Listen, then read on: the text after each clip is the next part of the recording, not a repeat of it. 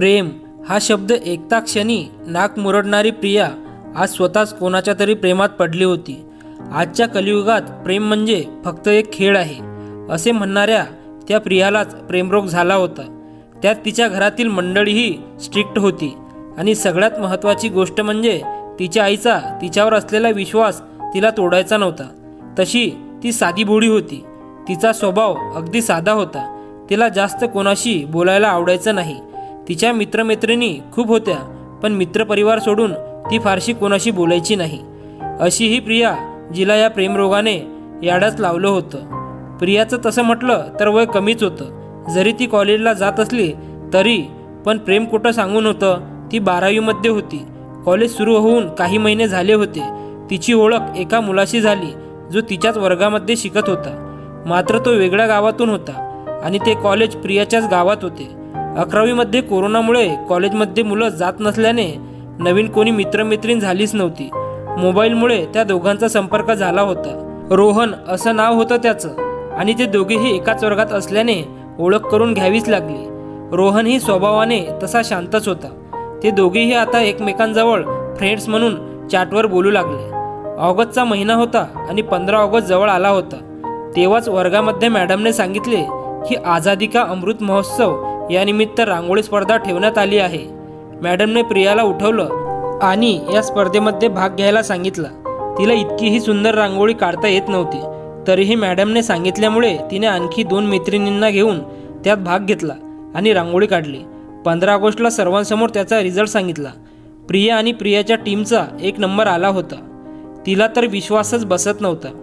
संध्याकाळी रोहनचा लगेच मेसेज आला, कॉंग्रॅच्युलेशन। तो बोललाही होता प्रियाला की तुझाच नंबर येईल आणि तेच झालं। आता यानंतर त्या दोघांचं रोज बोलणं होत होतं। ते दोघेही एकमेकांविषयी जाणून घ्यायला लागले होते। प्रेमाच्या जाळ्यात न अडकणारी मुलगी 12वीचा अभ्यास टाकून रोहनच्या मेसेजची वाट बघत असायची। या 15 ऑगस्टपासून प्रिया आणि रोहनची लव्ह स्टोरी सुरू झाली होती। आता जवळजवळ 2 महिने ते दोघेही अगदी कपलसारखेच बोलत होते। मध्येच तिने रोहनला मेसेज केला, पण त्याला वेळ नाही भेटला, त्यामुळे तो नाही बोलू शकला। यावर ती रागावली होती। तो सॉरीही बोलला होता, पण तिने फक्त सीन करून सोडले होते। दुसऱ्या दिवशी कॉलेजला सुट्टीमध्ये प्रिया दुकानात तिच्या मैत्रिणीसोबत गेली। मागे वळताक्षणी तो समोरून येत होता आणि त्याचा चेहरा अगदी बघण्यासारखा होता। तो इतरांची नजर चुकवून तिच्याकडेच बघत येत होता आणि तो जणू सॉरीच बोलत होता असा त्याचा चेहरा सांगत होता। प्रिया त्याच्यावर रागवली नव्हती, तरीही ती मुद्दाम त्याला इग्नोर मारून गेली। संध्याकाळी प्रिया आणि तो अगदी बरोबर बोलायला लागले। कॉलेजमध्ये एका कार्यक्रमाला जायचं होतं आणि प्रियाला साडी नेसायची होती। तिने त्याला फोटो पाठवून विचारलं कोणती नेसू आणि त्यानेही एक साडी चूज केली।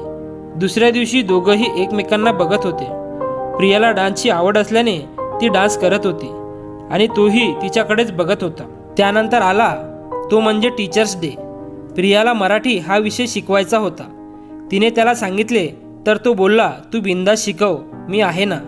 तिनेही काहीच विचार न करता मराठीचा विषय शिकवण्यासाठी वर्गावर गेली। प्रिया बोलायला तशी घाबरत होती, त्यामुळे कोणालाच विश्वास बसत नव्हता, पण तरीही तिने त्याच्यासाठी ते केलं होतं। जेव्हा त्या दोघांपैकी कोणीतरी कॉलेजला नाही यायचं तेव्हा एकमेकांना काय अभ्यास असेल तर तो सांगायचे। प्रियाने एकदा कॉलही केला होता रोहनला आणि अभ्यासाच्या बहाण्याने त्याच्याशी बोलली होती, कारण तिला कॉलवर जास्त बोलायला नाही आवडायचं। त्यावेळी त्याच्या घरचे कॉल उचलतील म्हणून तिने 2 मिस कॉल दिले आणि परत कॉल केला। त्याने उचलला आणि तो थोडा लाजत होता आणि बाजूला त्याची आई असल्याने तो हळूहळू बोलत होता। त्याच्या आईने विचारल्यावर मित्राचा कॉल आहे, अभ्यासाचं विचारायला कॉल केलाय म्हणून सांगितलं। अशी त्याची दुनिया रंगत चालली होती। गणपती आले आणि सुट्टी पडली। त्यावेळीही ती साडी नेसली, तीही त्याच्याच चॉईसने। आणि सुट्टीनंतर मग ते वर्गात एकमेकांना बघायचे, पण बोलायचेच नाही। ते दोघे फक्त ऑनलाईन चॅटवर बोलायचे। दिवाळीमध्ये काय झालं माहीत नाही, त्या दोघांचं छोटंसं भांडण झालं होतं, जसं प्रत्येकामध्ये होतं। त्यावेळी रोहन पटकन बोलला की त्याच्या घरच्यांची काहीतरी अडचण आहे। घरच्यांना त्या दोघांबद्दल माहीत नव्हतं, पण पुढे प्रॉब्लेम होतील असं बोलून आपण आता इथेच थांबूया असं तो बोलला। त्यामुळं प्रियाला खूप वाईट वाटलं। ती अक्षरशः रडायला लागली, कारण ती तिच्या आईचा विश्वास तोडून हे सर्व करत होते ते त्यांच्यासाठीच. प्रियाने त्याला सांगितले आता कधीच माझ्याशी बोलू नको, पण सकाळी तिला राहावलं नाही. तिने मेसेज केला आणि बोलली आपण फ्रेंड्स म्हणून राहू शकतो ना.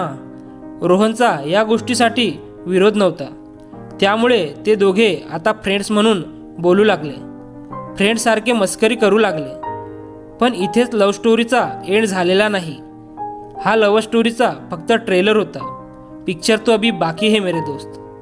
मित्र आणि मैत्रिणींनो, व्हिडिओ आवडल्यास व्हिडिओला लाईक करा, शेअर करा आणि आपल्या मॉरल स्टोरीज चॅनलला नक्की सबस्क्राईब करा. धन्यवाद.